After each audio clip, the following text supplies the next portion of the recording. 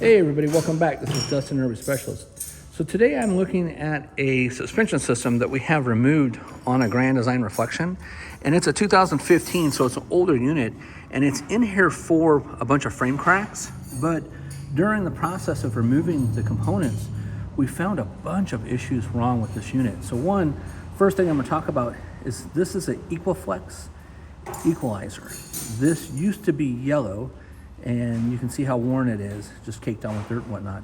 But the issue is they don't make these anymore.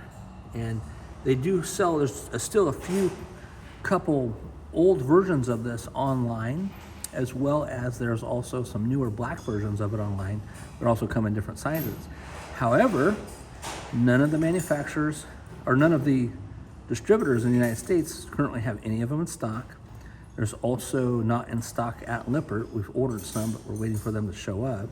And we've ordered them several weeks ago. Then also E-Trailer doesn't have them, which they show they have them on their site. And then there's a couple other outfits that say they have them, but they don't, because we've called about 8 different places to try to track these down.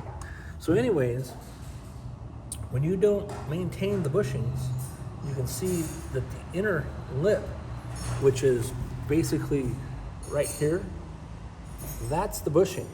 This rest of this is part of the housing. So as this unit was traveling down the road, it's now jumping and jarring and breaking that whole area loose, and basically could snap the bolt off, and which would cause this whole centerpiece to drop off and cause the two axles to basically collide together, or cause a significant force where it was going to rip off one of the hangers or rip off the other hanger or cause you to get in a wreck.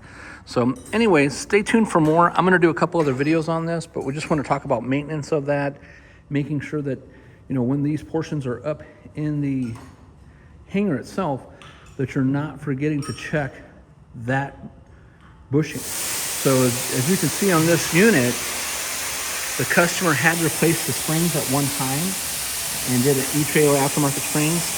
Other issues were they didn't put long enough bolts on here as well. So I'm going to cut the video because the guys are doing something with air in the background, and I will get back to you soon. Thanks so much for watching.